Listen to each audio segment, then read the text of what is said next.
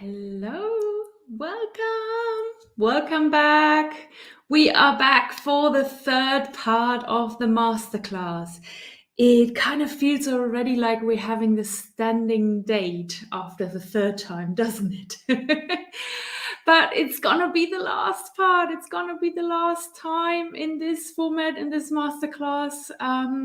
But let's enjoy it. I'm so happy to be here with you again, and it's gonna be an amazing, mind-blowing session again. So welcome everybody. Welcome who's watching live. Welcome to everybody who's taking the time to watch the replay. So happy to have you all here with me. And I want to remind ourselves of why we're here. I want to remind ourselves why you're in the right place. You're in the right place here with me in this masterclass. If you want an easier life, if you want a more relaxed life with a lot of more ease in it, you're in the right place. If you want a long and healthy and happy life with you, of course, and your family, and you're in the right place if you want to start enjoying your life more. You have worked so hard up until now, and for sure you're still going to keep doing that. But you want to enjoy your life as well, right? And you're in the right place if you want to feel more energetic and just have this amazing flow in your life where everything feels effortlessly. And you're right here if you have thoughts like, when is this ever going to be easier? Why does it have to be that hard? And if you're asking yourself when you finally get the time for yourself and for your dreams, or if you're asking yourself how you can live your life, the life that you built yourself already, just with a little bit more ease, with more fun, with more laughter. So imagine to have an easier life. Imagine to have more energy in your life. Imagine to be able to take that next step towards your goal and your dream, and to have a lot of more joy, happiness, and laughter in your life. If some of that or all of that resonates with you, you know you're in the right place. You're right here with me in this masterclass, which is the key to your easy life. And if you were here already with me live or in the replays in part 1 and 2, you already know the key to your easy life. We have gone through it. You know that what you really need to make that quantum leap and that growth and that big change and transformation in your life is to have better energy, to have more the access to your abundant energy, and to remove any kind of barriers or blocks that might be lingering in your conscious mind or your subconscious mind. So that's what we've been going through already in part 1 and 2. And if you're still here with me, I know this is all the right stuff for you, and you are meant for something greater, and I'm giving you here the key and the tools for you to achieve it. Does that sound all right? Okay, we are now here in the final training. I'm so happy to be one more time here with you before we're closing off the masterclass. You do have still the ability to rewatch all of the parts, and of course as well this third one until about middle of next week. That's when we're going to close the masterclass. We're going to close the group as well, until we are doing this all over again, but that's going to be about March next year. So yeah, take the opportunity to rewatch whatever you haven't watched yet or go back into it. I mentioned especially part 2 was a lot of insights, a lot of tips and tricks. So make sure you watch it again to take everything out of it. Use as well the workbooks because they help you on your journey. And before we get going in this part, I just want to very briefly recap what we actually did in part 1 and 2. It was so much fun with you guys, and the feedback has been amazing. So thank you so much for it. What have we done in part 1? Well, we discovered, of course, the key. That was the title. We laid the foundation with the principle of becoming the observer, which is really the base for all of the work that we are talking about. We touched on the letting go concept and how important it is to not just letting go of things in our outside world, but as well on the inside. Our beliefs that are hindering us, our thought patterns that are just not very useful, and any kind of emotional traps or attachments that we still have collected over the length of our life.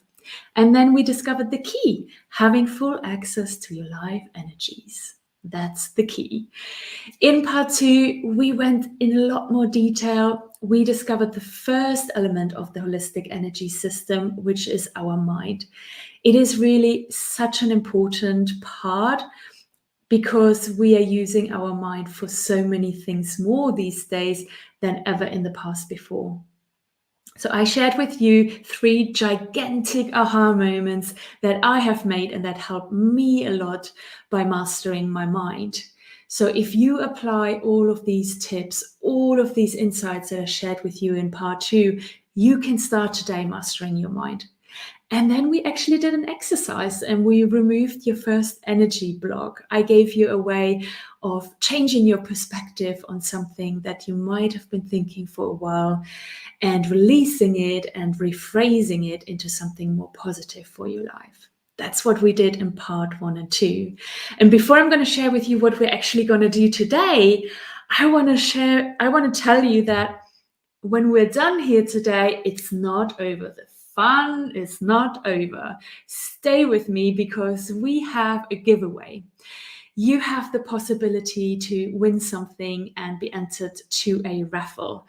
And what you need to do is take this workbook. So Sarah, our community manager, will post it in the chat if you haven't yet got it or printed it out. So take the workbook and we have page 3. This is there, you have a circle in there, it's our energy system. And if you complete this during the training, during the replay, and you take a screenshot of it or a picture and you post it back into the Facebook community, you are entered automatically into the raffle. So either you have the workbook already printed out, so make sure throughout the training you just complete this page, just this, not the whole workbook, just this page, or you open it up now in the link, you fill it out on your screen on the computer and you just take some kind of screenshot. Post it into the Facebook community and you will be entered into a raffle. And what you can win is 1 of 3 Amazon vouchers with a value of $50, so $50. You can win that. And yeah, take part, take a chance to win it.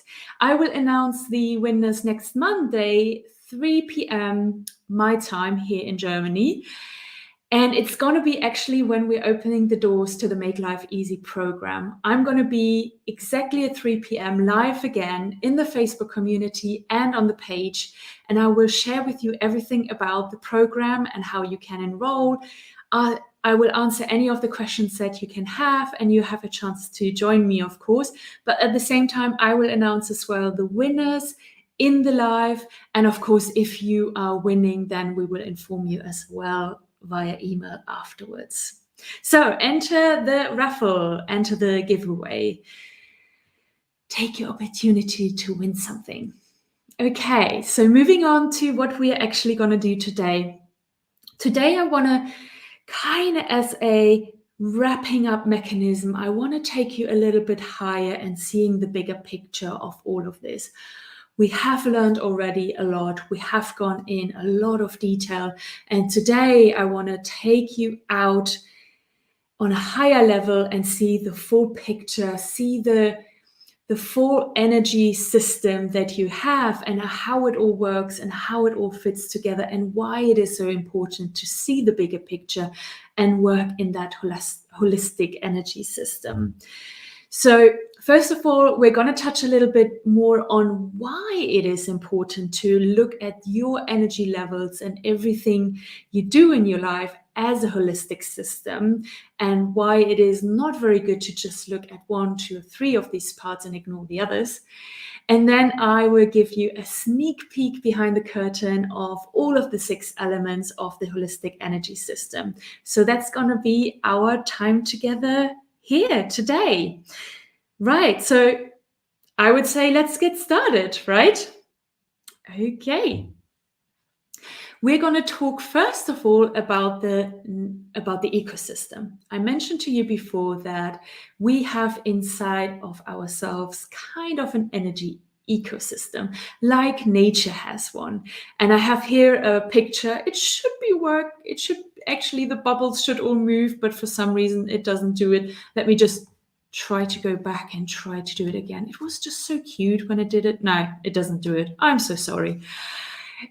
You see here a nature's ecosystem, right? And you know how important a ecosystem is for nature, but how seemingly effortlessly and automatically it works with the sun, with the water, with the air, the trees, and everything that fits into it. It's kind of like an automatic machine that functions so perfectly well to give us this amazing world that we are in. But we know as well that if something gets changed, that it can get out of sync. It doesn't work just in silos. It works as one big ecosystem together. And we know what it means if it's out of sync. We know how our nature can, and even ourselves, can see what happens if we have too much water, and we might end up with floods. Or if we don't have enough water in nature, of what it does to the plants and the trees. And we know as well that if we don't have enough trees around us in our world, that we don't have enough or quality oxygen for ourselves. So we know very well what happens if something is out of whack, so to say. And we can really transfer all of this as well into our energy system, into our holistic energy system. Everything works like a perfect machine inside of us. And it works, and if we're just working on one of the 6 parts, or we're just focusing on trying to go towards our goals and our dreams and have that easier and perfect life, that it won't work if we're just focusing on 1 or 2 of these silos. No, they all work together, they all influence each other. And what does really not work is if we keep ignoring certain parts. And I think we talked about it before, that some parts are more visible to ourselves, they are more outward, and we have maybe heard more about them before than others. But they are really, truly important to kind of work together. So that's why we're doing what we're doing today. We're going to look at each of the parts of the holistic energy system. I'm going to go through each of them in detail. And I'm going to share with you again a few exercises, a few tips, and a few tricks in the area where it makes sense. So you can even go out of the session again today with a lot of new learnings, a lot of better understanding of it, and actually apply it straight into your life. And of course, in the Make Life Easy program, these 6 parts are actually our 6 modules. So we will go much deeper into them in the program. And we have live classes on each of these elements and modules. And we have group coaching sessions as well, where you can get coached and get a lot of advice as well, and learn from others who are going through the same journey. But first of all, we're here together in the masterclass. I'm so happy that I can share with you already a lot about this, because this is what I all learned. This is all of the different parts that fit together now nicely in my life. And again, I'm at the start of this journey, right? I'm a long way of reaching what can be reached, but I have already made so big changes and transformation in my life. And if I can do that in just a matter of 12 months, where I had to learn most of that all myself and put it together, then what can you achieve if you start applying all of this now in your life, or maybe even join the program and work with me? Okay, so I would say let's get started. And we're starting, just to recap, the first part, which we did already in part 2, which is our mind. We talked a lot and in a lot of detail about the mind and our thoughts in part 2. So I'm not going to go too much into it today, but just reminding you how much power the mind has, how much power our thoughts have, and how much control they can have about us and our lives if we don't start mastering our mind, if we don't start realizing of what our thoughts really are and how limited they can be. And by having more of this awareness and stepping as well again into the role of the observer, we are able to start calming down our mind, start taking control bit by bit, and replacing some of these thoughts that are hindering and just not very useful, and replacing them with much better thoughts. So again, if you haven't watched part 2 yet, you really want to, because we have a lot of great insights and tips in there about the mind, which we're not going to go again in here today. I just want you to know that this is a mastering your mind. It's really transformative and super important. It's an art and it's a science.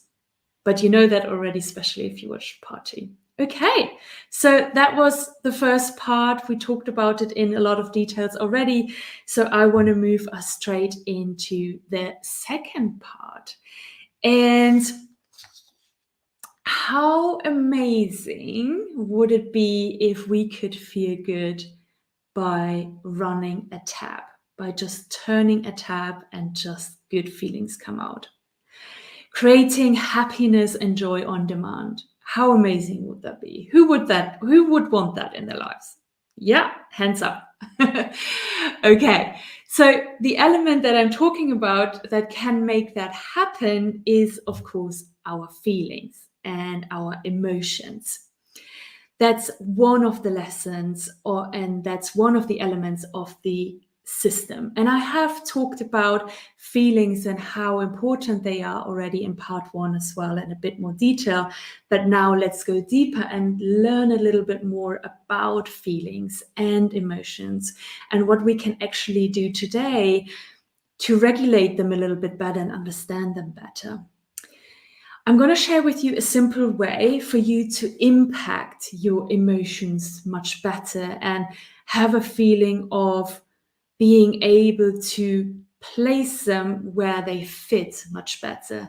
And by doing that, you're going to be able to maybe limit the time that you're spending more in negative feelings and spend more time in positive feelings. Because that's what we do, right? First of all, we often think that feelings are just popping up. Whatever happens in our lives, in the outside world, whatever happens there, we just respond with some feelings that are coming up. It's kind of like a byproduct, right? And we have good emotions. Great. If we have good emotions, we're happy about them and we love to have them in our lives. And if we have negative emotions and feelings, we hide them away, we ignore them, we shove them down very deeply. But what happens if you do that? They pop up again, and sometimes at the worst moment in time, right? And what if it would be nice to influence them better and understand them better, and even just tomorrow wake up and feel maybe 5% of your day or 10% of your day more in the good feeling area? Can you imagine already how much impact that would have in your life, and how much better you would feel and how much more energy you would have? Because the good feelings have, of course, a much better frequency and give us much more energy than the more negative feelings. So just think about it. I mean, the thing is, we never learned about this. I mean, have you ever attended a course on a class before on feelings? Well, maybe now in your adulthood, because you're here. But we've never learned this at school. There was never a lesson or a class to explain to us what feelings actually are and how we can use them and how can we actually leverage them to have more good feelings in our life, and how can we behave and how can we treat the other feelings that we might not want to have too much in our lives, but how can we have a better relationship with them. It's just something that we never learned in our lives. And you might be already aware that you have sometimes negative feelings in your life, and you might ask yourself, what can I do about them? They're not going away just because I tell them to go away, and they might be coming up again. You might have similar kind of feelings that are more prominent in your life because you had them already several times. So going now through the next few minutes, I'm going to share with you a lot more about what emotions actually are, where they're coming from, why we're classifying them, of what they are, and what you can do to understand them better and actually look at them again from the observer level a bit better after this class today. So let's start with, what are emotions actually? Emotions are energy in motion. So the word emotion is actually comprised of energy in motion. If we have a feeling, it's actually energy that is moving around in our body. It's a chemical reaction, and it gets triggered either by thoughts or by something that we experience through our five senses. So we see something, we hear something, we smell something, we taste something, or we have a feeling about it on our body. So we experience something. These are our five senses. And if something comes in through the five senses from the outside world, this is when emotions can get triggered. And the other part is the thoughts. The thoughts that we are actually having triggers emotions. And thoughts and emotions can actually be kind of a loop. If we have certain emotions quite often, they can actually influence, again, the thoughts that we are having. So the relationship between thoughts and emotion is as well really, really strong. And what we have, of course, in the world is that we labeled emotions as positive and negative emotions. And I want to talk a little bit more about why that is and how that is. And we're doing this because, well, first of all, how did we even experience an emotions for the first time? So most of the emotions that we know these days, we realize and we learned them when we were children. So imagine yourself being a 1.5 or 2-year-old, and you just didn't get what you wanted, and you're really upset and you're stomping your foot. Probably an adult around you told you at that point that you are currently frustrated.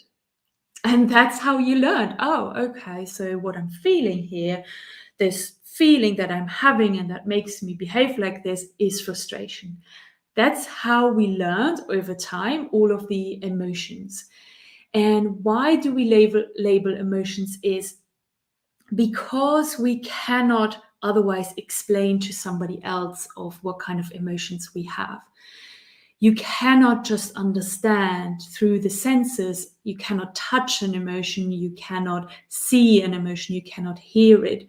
So what we did over time is we labeled the different emotions to explain them to others, to explain to others in words of what we are currently feeling. So globally, as a society, we mostly have the same kind of descriptions for emotion. So if we are happy, of course, it's a different word in a different language, but we leveled it out quite nicely that we are showing and explaining the same kind of emotions, and that has grown for sure for thousands and thousands of years. And some of these emotions are the positive ones, which is joy and gratitude and happiness and content and lots more. And then others are negatives. And that might be frustration, anger, shame, or guilt, and again, lots others.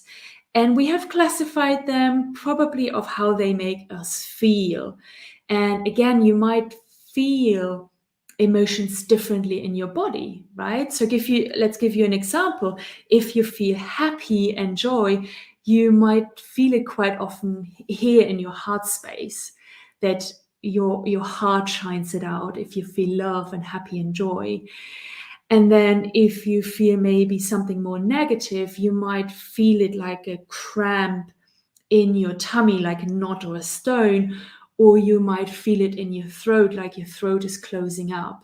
So we have all different experiences, but in a sense, emotions are energy in our body. It's chemical reactions that are happening in our body, and we labeled them over time as positive and negatives, and we're giving them names so we can express them to others. So being a little bit more aware of what emotions are, with that awareness, you can maybe sometimes step back a little bit from an emotion and actually seeing for what it is, energy in your body and a chemical reaction. And by giving this distance between yourself and that emotion, you're able, again, in the place of the observer, to be making your own decision about that emotion. You're able to maybe as well not identify fully with that emotion. Sometimes we are so in that emotion that we are fully ingrained. There is nothing else we can do about it.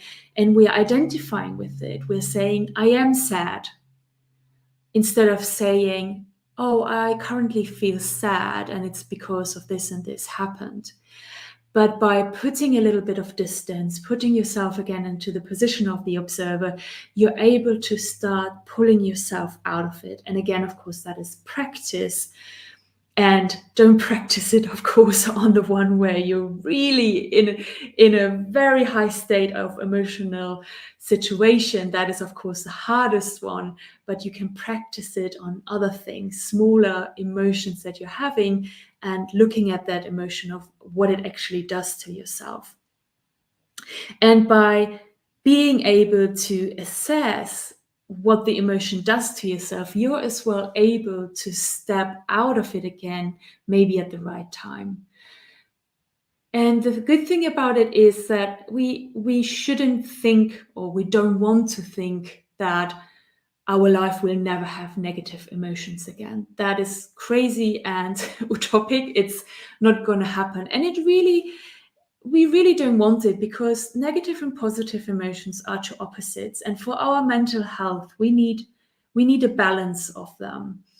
But our brains, of how we're working and how our mind works, is that we focus much more on the negatives in our lives. They always outweigh, they always hurt much, they always get more energy than the positives in our life. So by assessing a bit more of what emotion is, you're looking more at as something happening to you. You're able to say, okay, I have been sad. I have the feeling of being sad about this, and now it's enough. And now I'm deciding to step out of that emotion and let it go and have another emotion.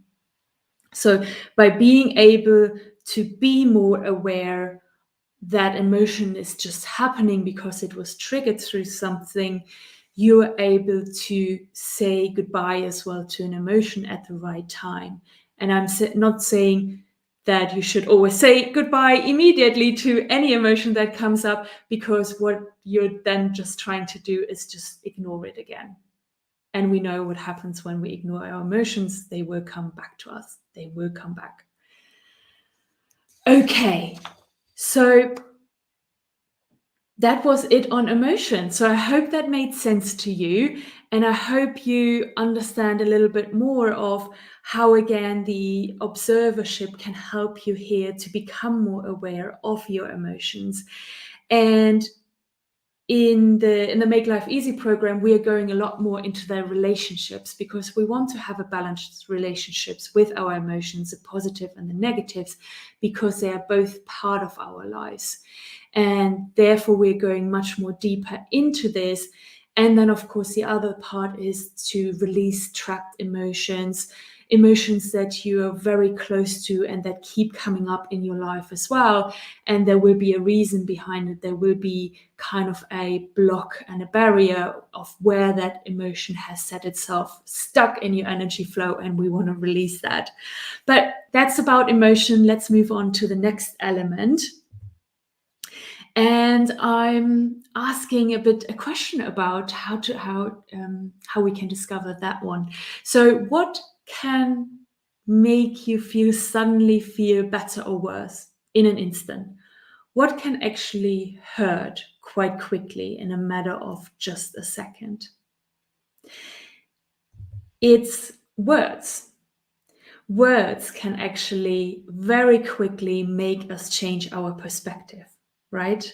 If somebody says something to us, or we say something about ourselves or to ourselves, we can change quickly from feeling good to not feeling that good anymore, or from feeling not that great to feeling better.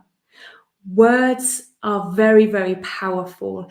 And because they are now more in the outside world, it's of course influencing a lot as well our relationships and how we act in the world, how we behave, and how we interact with others. And do you remember I mentioned in our first training that our subconscious has no filter? So whatever comes into our world by other people saying words and saying things to us, or we hear the news, we hear trainings like this, anything that comes to us and we hear it and it's being said and we read it and we're taking it in, it all gets unfiltered into our subconscious. Our subconscious doesn't have the ability to say, oh yeah, you can come in, or no, you stay out, I don't want you. So because of that, it's really important that we are aware of what we're letting into our subconscious. We can't regulate it before it comes in. We have to regulate our outside world a bit better to make sure that we have better quality information and data in our system, because that's really the base. That's the foundation for the beliefs that we are having, the behavior that we're showing in the outside world. It all stems from what is in our subconscious, because it comes from our subconscious into our conscious minds. It creates thoughts, and then it creates feelings, and then it creates the results in the outside world. So can you imagine what happens if you speak quite regularly more on the negative side?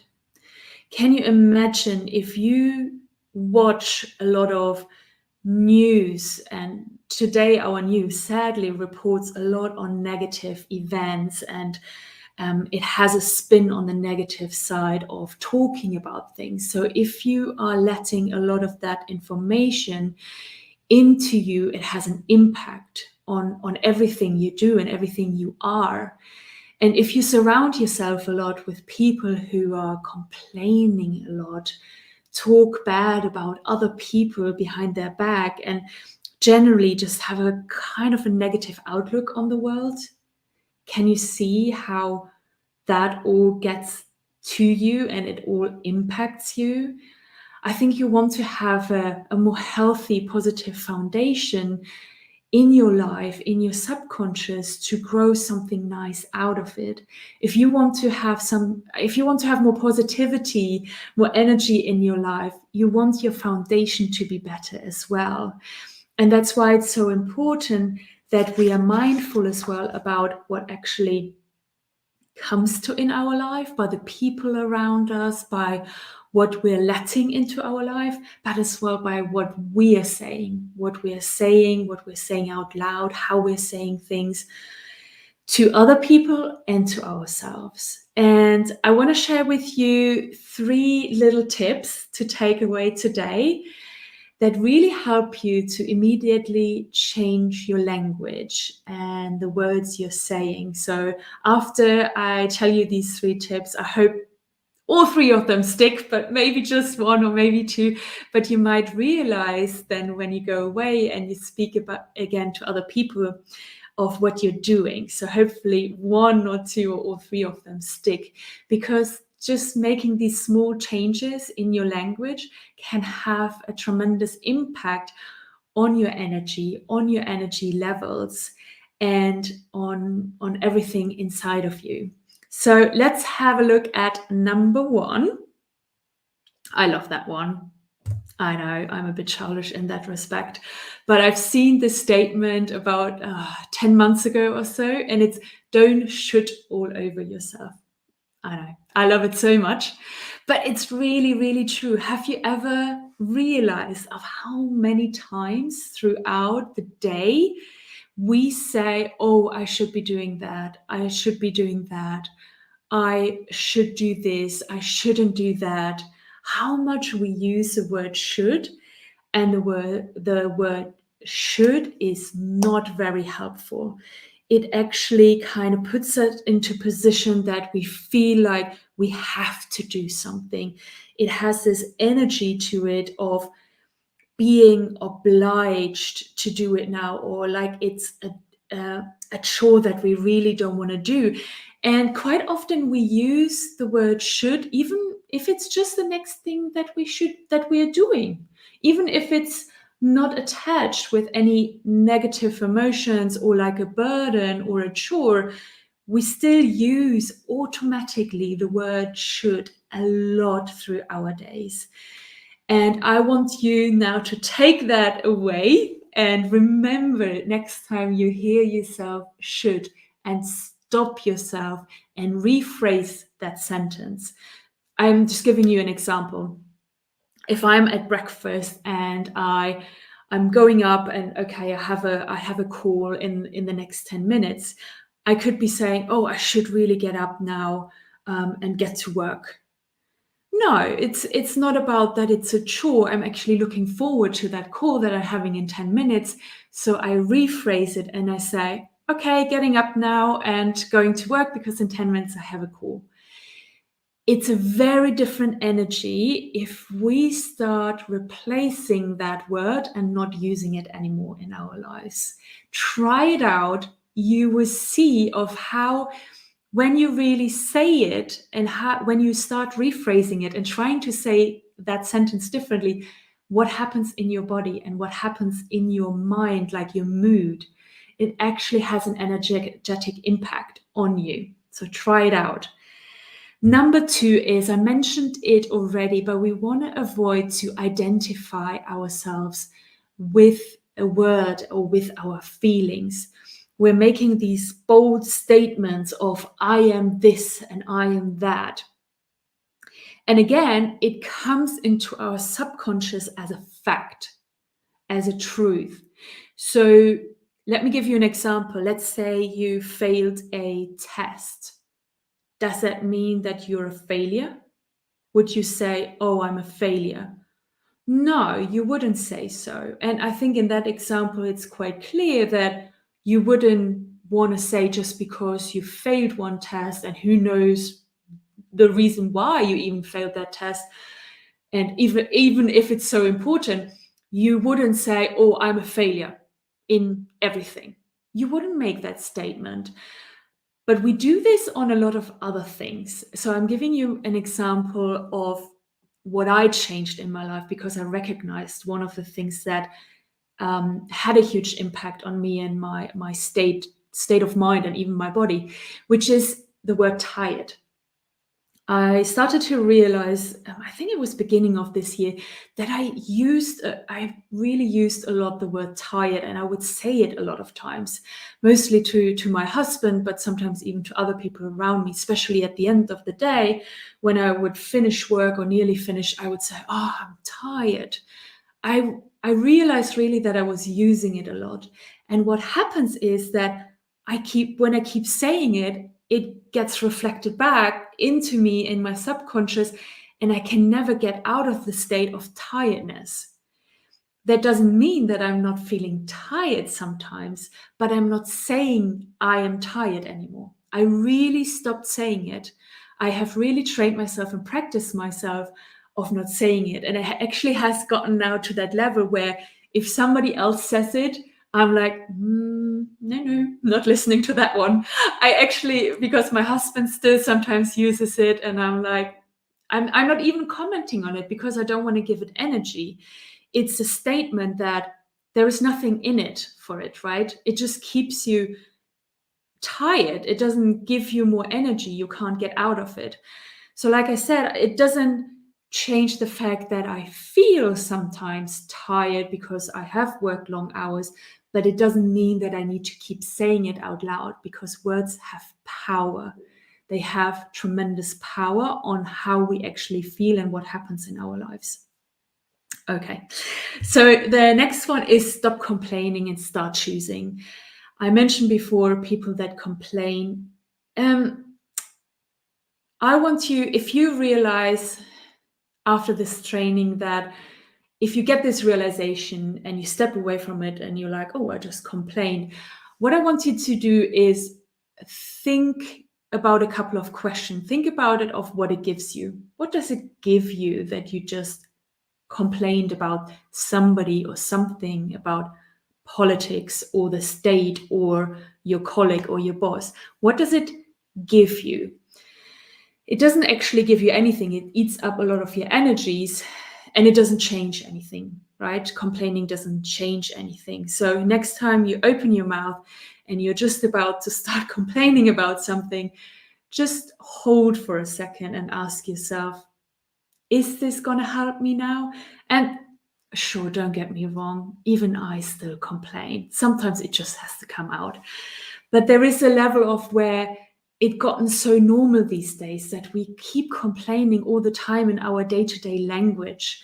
And I want you to be a bit more aware of what it actually does to yourself. It doesn't help you whatsoever. Okay, but all of this is a matter of practice.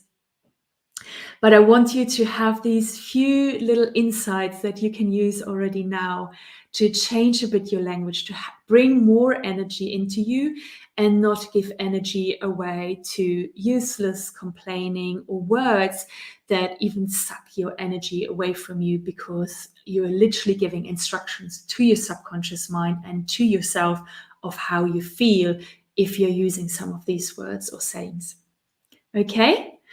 All right, let's move on. Next element.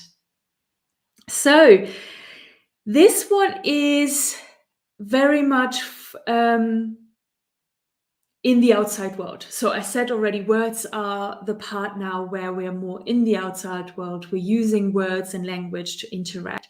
And the next one is the one element of our energy system that is the most in the outside world. And that's actually our actions.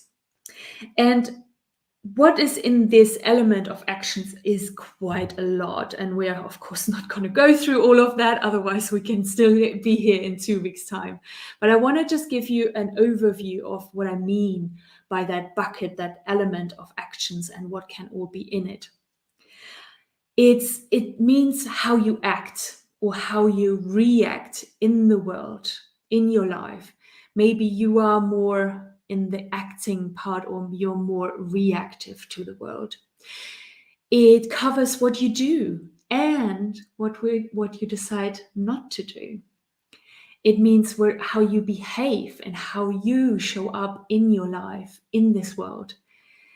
You can actually protect your energies and your energy levels of what you do in the world. There are actions that you can take where you can protect your energies, and there are actions you can take to harness your energies. So this is kind of a holistic picture I wanted to give you before we move on in the area of element, and we're actually going to do an exercise, which is going to be exciting. Let me just see if I have another slide, or I'm already moving into the exercise. So sorry about that. We're going to stay here, and I'm actually going to come back to talk to you a bit without slides. So actions. We often think that for being more successful, for achieving more and achieving that goal, or going for that dream, that we have to do more. Very often we think we have to just get better at doing more. And that is something that takes a lot of our energies, and that makes us feel even more exhausted and tired from our busy lives. What it really is that we have to be more mindful of what we do, not how much we do and how much we can get done, but exactly what we are doing, the few things that are really important, and to stop doing the things that are not important. I know this is really difficult. This is a little bit of the holy grail.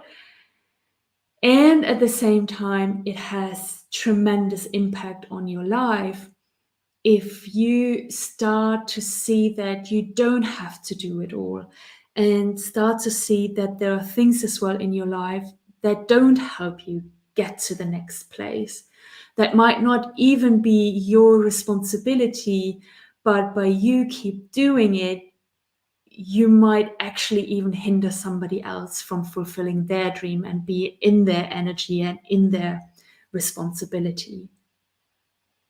So everyone, of course, here has a picture in their mind. If I say, how does your easy life look like, right?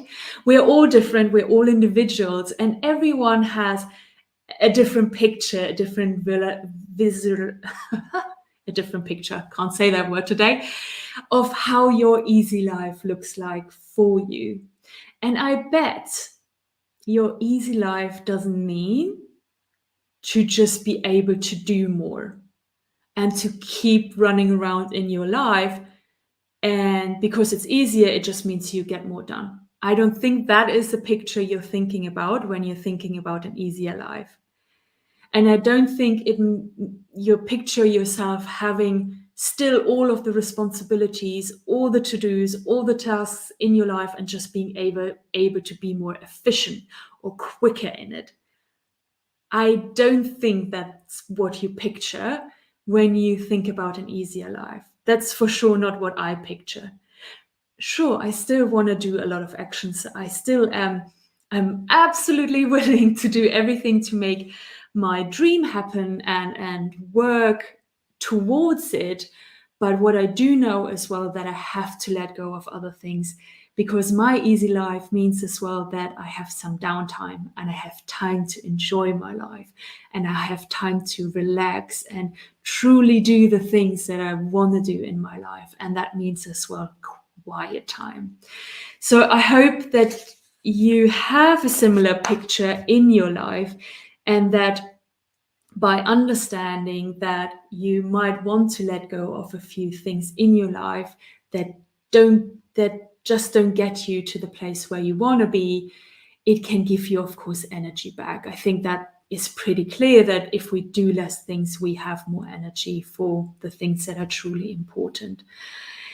And I want to go through an exercise now. And exercise, the word actually means kind of we're getting into action, but we're actually now getting into action of doing nothing, because we are now learning and practicing a little bit being in the present moment.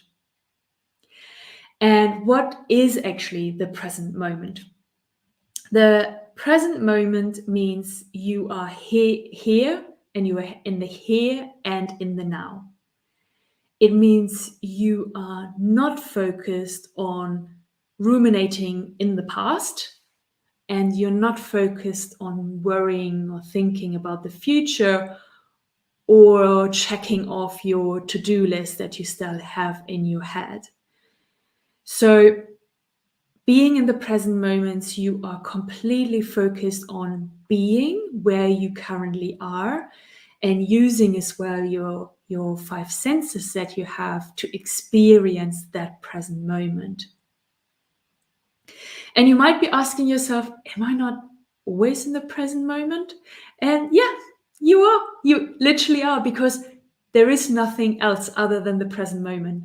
The past doesn't exist anymore other than in our memories, and the future doesn't exist yet other than in the scenarios that we might be building or the dreams that we're having for our future. But truly, the only thing that factually actually exists is a present moment. But what happens is that we don't spend a lot of time in it. We are a lot in our head and we are a lot in our mind and spending our time in our mind instead of in the here and now. And why do we want to be more in the present moment? Being in the present moment, first of all, I think the first obvious benefit is that you're not stuck in your mind and losing energy in ruminating and worrying in your mind about things.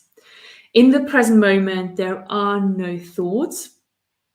Our mind can actually just think about things that we talked about in the second part, about the past, the future, things to do, things to compare, things to judge. If we really get fully present in the present moment, and you might have even already experienced in it, you're fully here, you're more in your body and experiences of just being.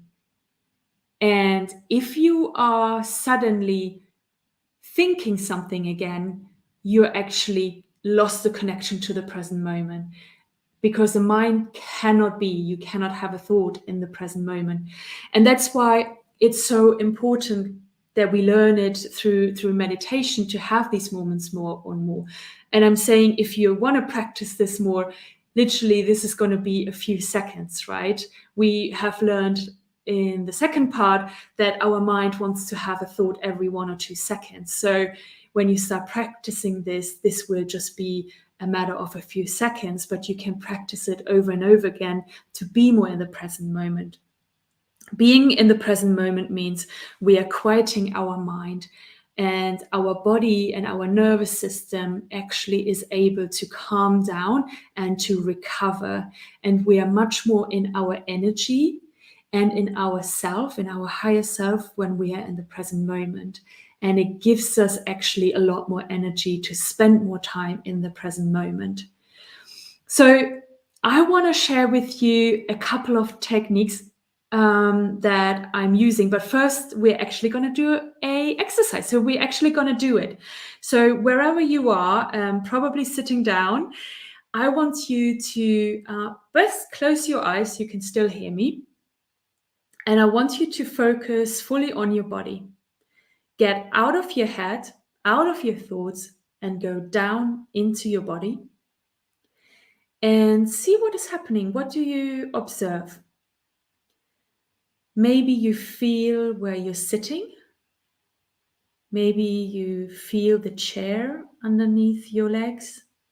Maybe you feel how your feet, the soles of your feet is connecting with the floor. Just start to see what is coming up, what you're feeling, what you're sensing. Maybe scan your body from the bottom up. Go through your body. When we focus on our body, we are actually in the present moment. This is a perfect exercise to use if we want to calm down our nervous system and get more energy again, to get out of our head into our body. This is kind of the first exercise that you can do. So if you come back to me, I'm going to share with you a couple of other techniques that I use personally quite a lot to be more often throughout my day in the present moment. What you can easily do, because we always carry it with us, is our breathing. So by becoming more aware of our breathing and actually following it, we are again in the present moment. We're spending valuable time in our present moment. So you can observe yourself that you're breathing in and you're breathing out. You can see of what you feel doing it, of how your body moves, your chest, what you might feel on the tip, on your nostrils. And this is not about changing your breath. It's just about being aware of your breath. Maybe it's very shallow. That's fine. Don't judge it. And maybe you want to make it a bit deeper to get a bit more oxygen in yourself. But just being aware of the breathing and following it brings you already in the present moment and gives you more energy back. And the breath is a good way to do it because we always have it with us. Always need to breathe. We can, of course, put our awareness as well on an object. You could, by putting your focus on an object, on something that is close by or something that is really far away, and kind of just looking at it, observing it, look what you see and just really stay focused on the object. Don't think about it. Don't compare the object. Don't judge it. Don't put meaning onto it. Just putting the awareness on an object can be helpful as well to get more in the present moment. And what I do sometimes, if I do that, is I try to engage as well my five senses. So as soon as I start to focus on the object, I span out as well my other senses. So I start to see, okay, what do I feel on my skin? What do I hear through my ears? What do I maybe smell? So using your five senses is a really good way of being in the present moment. And then we did already the body exercise, but what I do as well by putting more awareness on my body is how I use it. So best example is going on a walk or walking somewhere. If you can put your awareness, try to put your awareness actually on your legs and your feet while you're walking. It's a bit of a funny experience, but again, it's another technique of making you more be in the present moment, especially if you're on a walk, to get a bit more energy, to get some fresh air. You don't want to spend it all the time again in your mind. You want to spend it in that nature. So by focusing on your body and what your body is actually doing, maybe feeling the stones underneath your shoes, looking at or feeling of how your legs are moving, it all brings awareness to your body and it brings you into the here and now. And all of this is training and practicing it like a muscle. Practice will make you better and lets you be more often and longer in the present moment. So this is not something that you can immediately do really well. It needs practice, but because it's just a few seconds, you can keep doing it. Maybe even put a post-it up next to your workspace or somewhere in the kitchen, somewhere where you're a lot, and just write on it, be present or step into the present moment. And every time you see it, you can just quickly do it for a few seconds, or you can take as well usual things that you do throughout the day to use it. So for example, if you brush your teeth in the morning and evening, you can say, okay, if I brush my teeth, I always try to be really in the moment and not go away on my mind circus up there. So these are all techniques for us to be more in the present moment and spending more time in it and getting more energy from it back, because our body can recover better in the present moment. Okay, so moving on to the next one. I think I have to speed up a little bit. We have been going on already for a while, but we just have 2 more to go. So really good. The next one is for me the one where the circle and the system, this is a little bit the start and the end.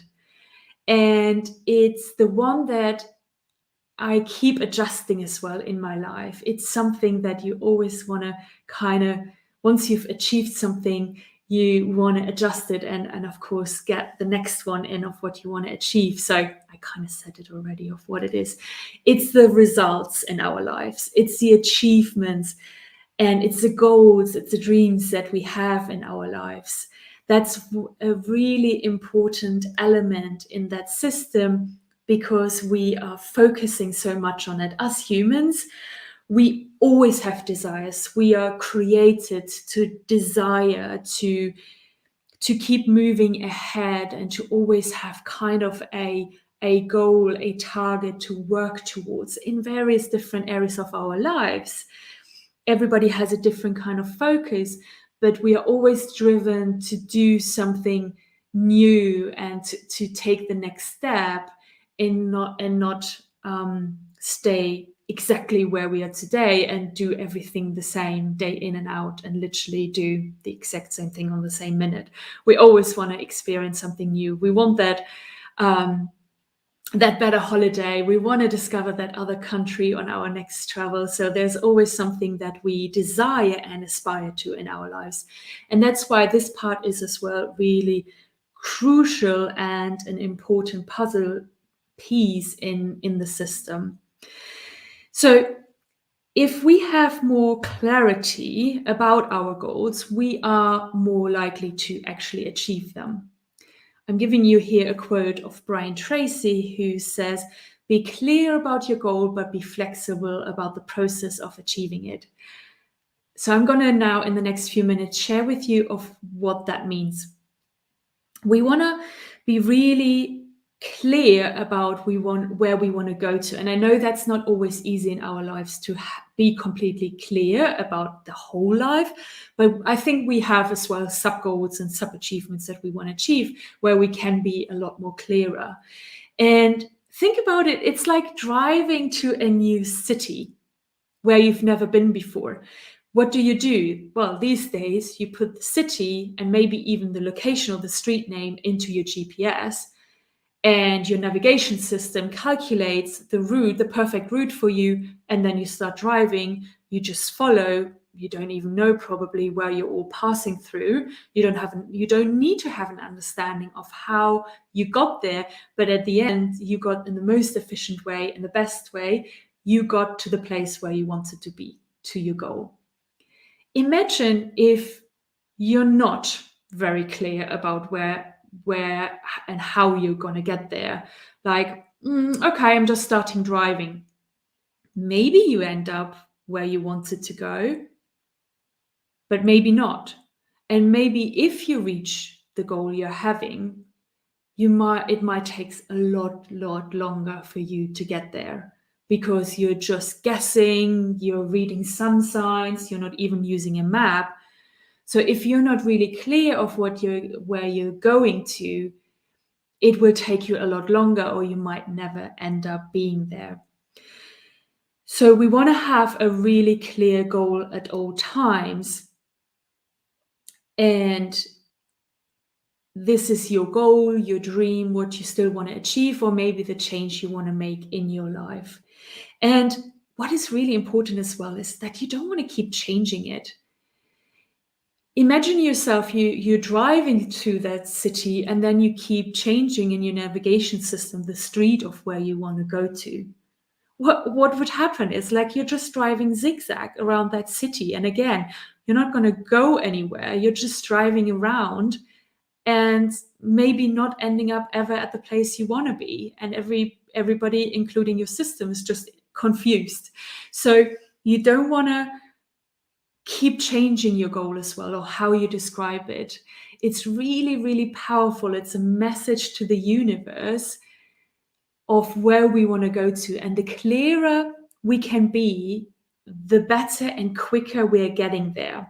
But there is one other thing that is a crucial element of all of this to work better and quicker for you. And that is trust. We need to trust, we want to trust the outcome. And what I mean by that is that you want to trust that you get there. If you have a goal, if you have a big dream and you want to achieve something, you want to be really clear about it, give that message to the universe, and you want to trust that it will happen.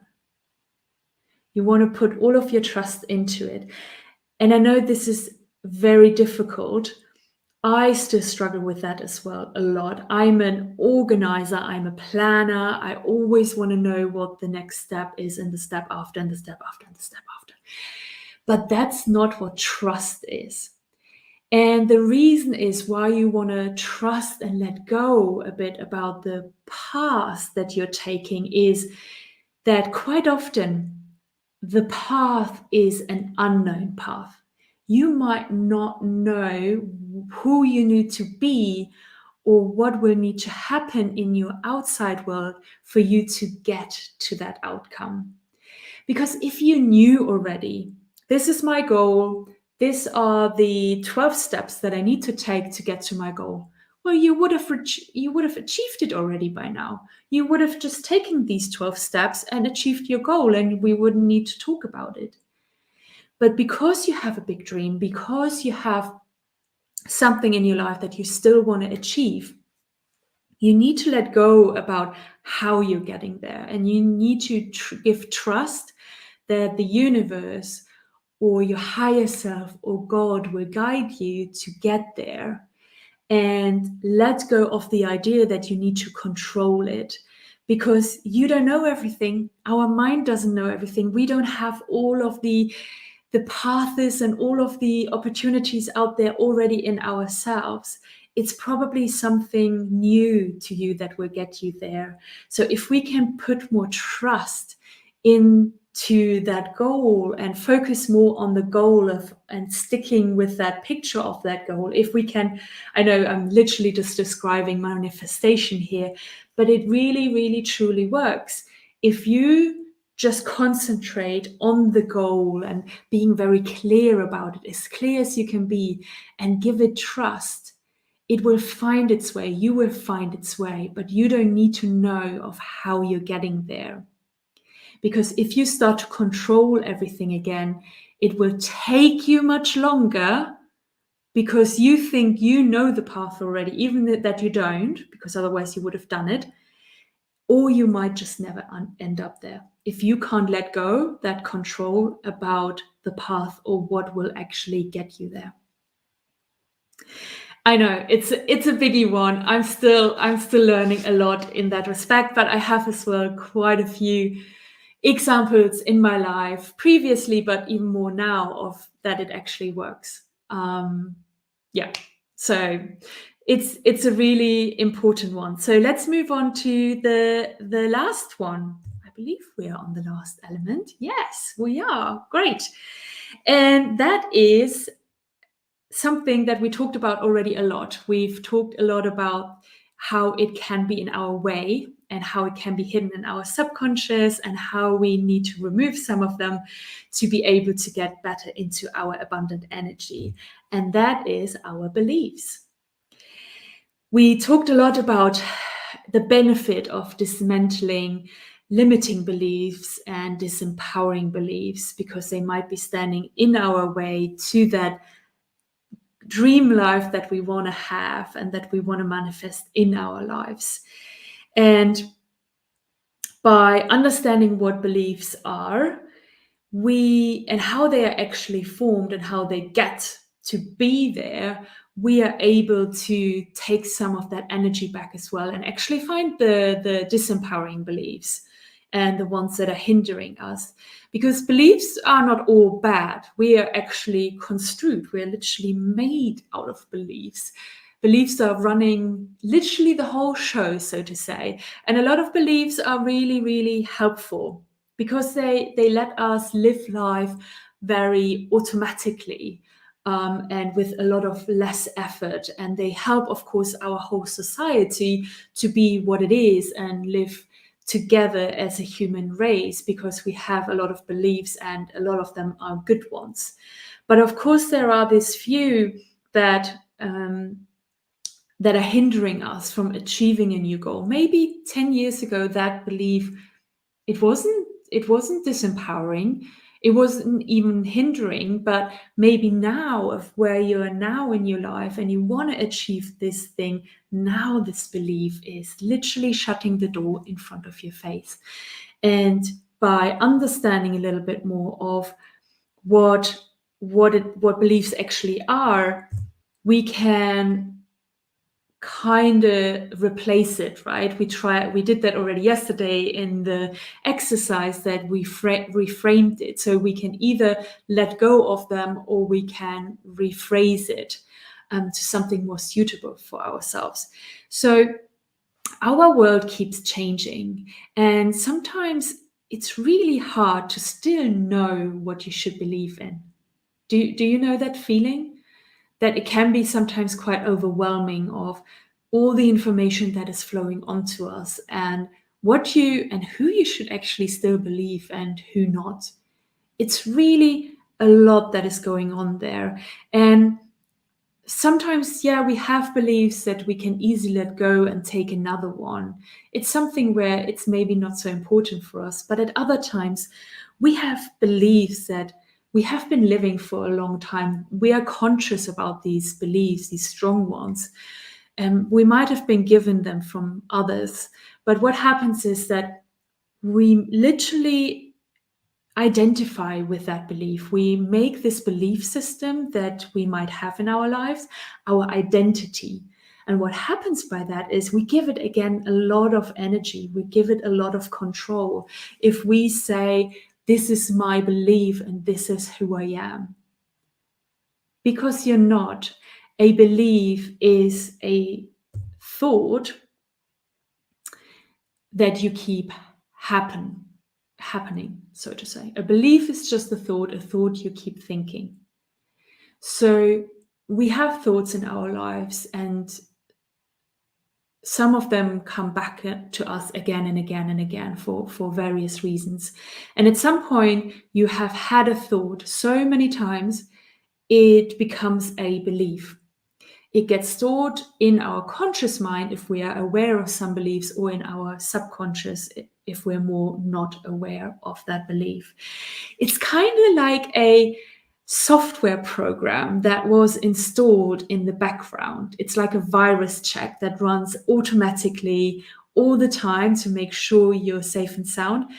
That's kind of how you can imagine a belief. You have thought this thought so many times that it becomes automatically. And what happens, it drives our lives, because it's the foundation of the thoughts we're having afterwards. It's the foundation of our actions outside in the world. But by understanding that our beliefs are actually just stemming from thoughts, you are again maybe able to let go of some of them more easily. I know it is hard, and I don't want to touch on the really big beliefs that we have. I just want you to be more aware that a belief is not who you are. You are something bigger. You are a being. You are a spiritual being that is a lot more than just a belief. You can have a belief, and a lot of the beliefs is how we express ourselves in the world, and that is okay. It just doesn't mean that the beliefs that you might have, or some of them, need to rule your life. I feel quite passionate about this area, and I think it is so fundamental for us to understand of what a belief actually is. It's actually just the thought that we had quite a lot of times. And sometimes it can even be a thought that you actually never had. It can be that it comes from your parents, or even somebody else. Somebody at school has had a really strong belief and kept on saying the same thing again and again. And because you heard it so many times, it actually becomes a belief inside of yourself. These are the ones that quite often you're not aware of. They are just lingering in your subconscious until they stop you from moving forward. And if you are able, of course, to realize them, bring them up through the work that we're doing here, then you're able to see where it even comes from. Sometimes you might not know where it comes from. Sometimes you realize even where it comes from, and you go, oh my God, this is crazy. Why do I believe that?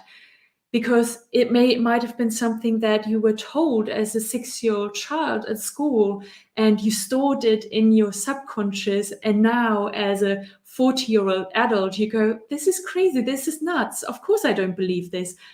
But the belief is there because it has been ingrained in yourself by having it either several times, or it was linked to a foundational experience, that a kind of an event happened that was so big or emotional in that regards that it was just stored automatically.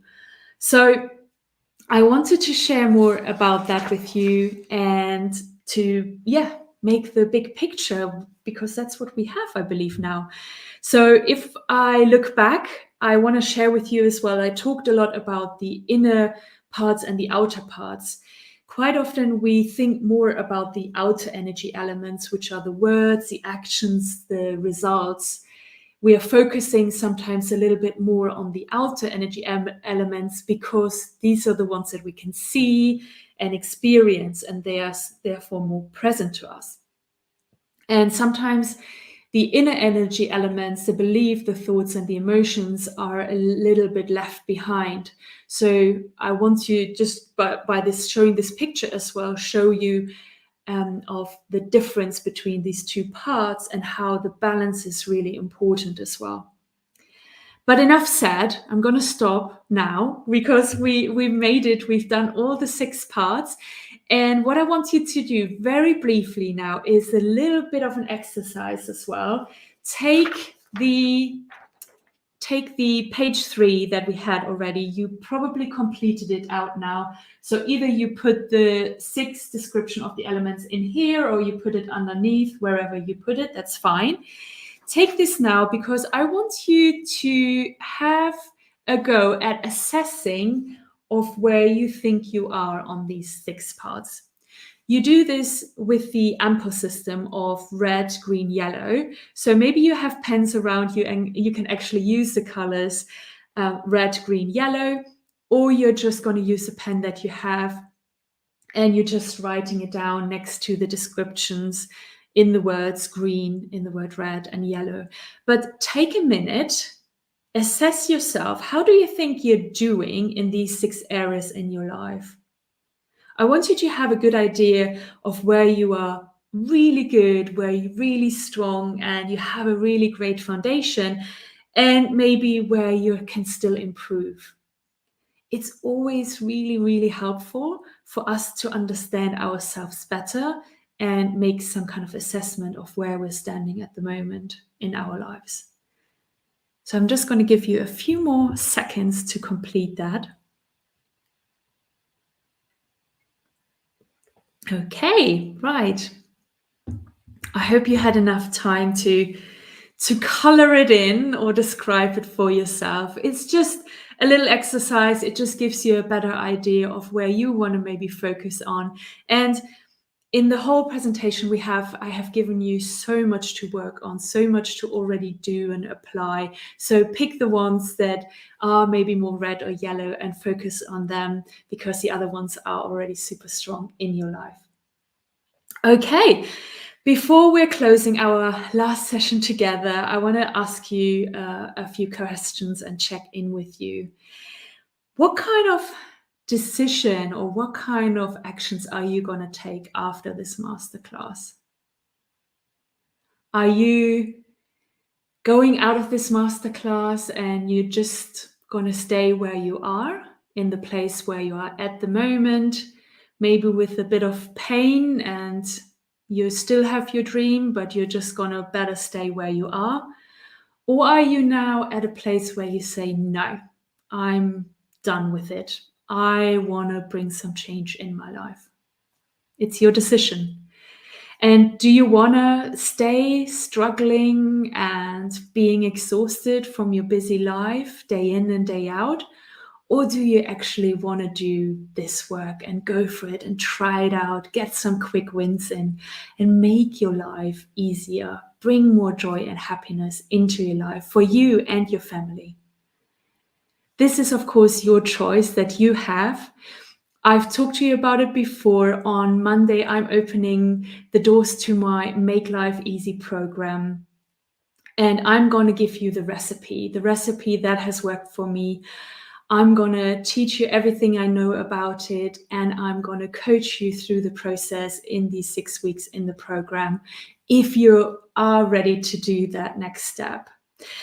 And just to let you know, like I said, you get all the information on Monday if you're interested to join us.